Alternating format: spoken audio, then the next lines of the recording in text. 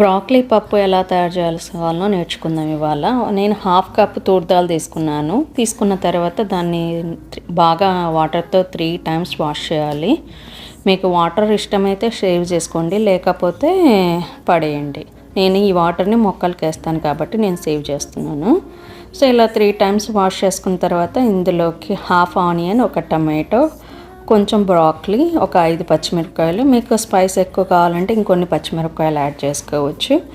So పచ్చిమిర్చి, broccoli, onion, so ఇవన్నీ తర్వాత కట్ చేసుకొని పెట్టుకున్న తర్వాత ఇందులోకి బ్రాక్లీ, టమాటాని అన్నీ కట్ చేసుకొని పెట్టుకున్నాను అనమాట. ఫస్ట్ అవన్నీ తీసుకున్నాను, తర్వాత అవే ఇక్కడ చూపిస్తున్నాను అనమాట మీకు. తర్వాత ఇందులోకి బ్రాక్లీ వేసుకోవాలి, వాటర్ తగినంత వేసుకోండి. తర్వాత కట్ చేసిన ఆనియన్, తర్వాత పచ్చిమిర్చి సన్నగా కట్ చేసుకొని వేసుకోవాలి. తర్వాత టమాటాలు కూడా ఒక టమాటా కదా కట్ చేసుకొని వేసేసుకున్నాము. ఇవన్నీ కట్ చేసుకున్న తర్వాత ఇట్లా ఇన్స్టా పాట్లో పెట్టేసుకోవాలన్నమాట. లిడ్ పెట్టేసి సీజ్ మోడ్లో పెట్టేయండి. సీజ్ మోడ్లో పెట్టేసి పవర్ ఆన్ చేసేసి ప్రెషర్ కుక్ మోడ్ అని ఉంటుంది. నేను 22 మినిట్స్ అని పెట్టాను. మీరు కావాలంటే పెంచుకోవచ్చు, తగ్గించుకోవచ్చు. నాకు 22 మినిట్స్ సరిపోతుంది.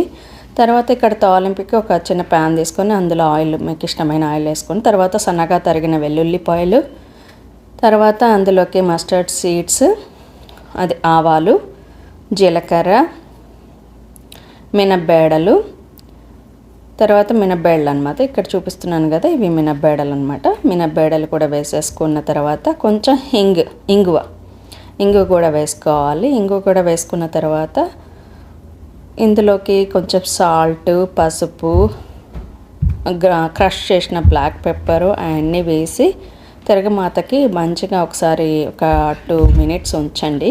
కొద్దిగా రెడ్ చిల్లీ పౌడర్ కూడా స్పైస్ కావాలంటే ఇంకొంచెం, క్రష్ చేసిన బ్లాక్ పెప్పర్ కూడా వేసాను. అన్నీ వేసేసుకొని ఒకసారి మంచిగా ఫ్రై అయ్యాక అది తీసేసుకొని ఈ తిరగమాతను ఆఫ్ చేసేసి, తర్వాత ఉడికిన పప్పు ఉంది కదండి అందులోకి దీన్ని వేసేయాలన్నమాట. ఈ ఉడికించుకున్న పప్పు ఉంది కదా దీన్ని తీసేసి ఇందులోకి ఆ తాలింపు వేసేసుకోవాలన్నమాట. వేసుకున్న తర్వాత ఒకసారి మంచిగా మిక్స్ ఇవ్వండి. ఒక 2 మినిట్స్ మళ్ళీ పొయ్యి మీద పెట్టేసి ఇలా కొంచెం కలబెడితే కనుక మొత్తం సెట్ అయిపోతుంది. ఆ తిరగమాత ఇక్కడ వేస్తున్నాను, కలబెట్టి అంతే, బ్రాక్లీ పప్పు రెడీ అండి. Thank you for watching and subscribe for more videos.